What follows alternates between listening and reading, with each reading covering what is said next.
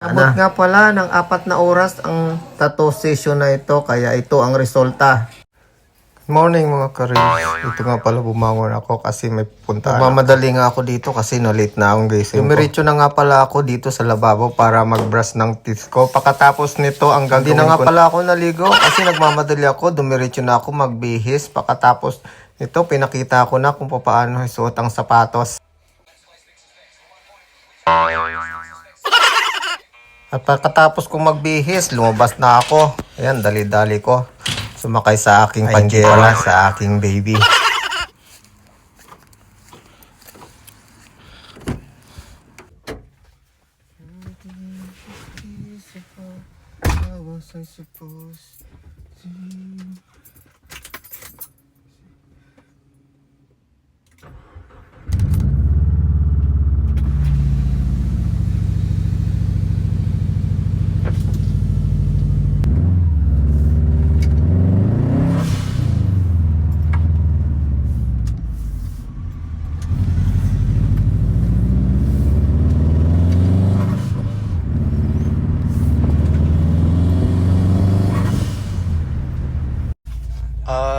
May bibilin pala muna tayo.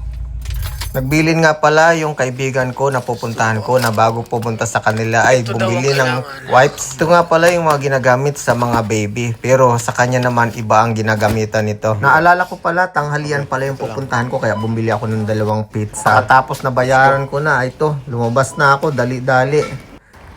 Dito na.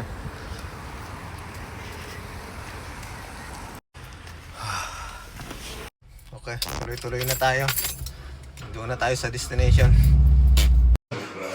So, nandito na nga pala ako sa kaibigan ko. Ito nga pala pinuntahan ko dito. Magpapa-retouch ako ng bago nga pala kami mag-umpisa ng tatuan. Yan, kain muna. Food trip, kung baga. Kalimutan ko pala yung binili kong pizza. Hindi muna namin kinain kasi may niluto pala yung kaibigan ko. Yan, simula na. Inabot nga pala ng 4 na oras ang tattoo session na ito. Kaya ito ang resulta.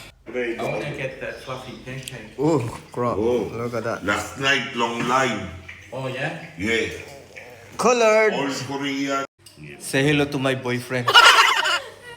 Damo. You say Hindi good wa, English. Pugi.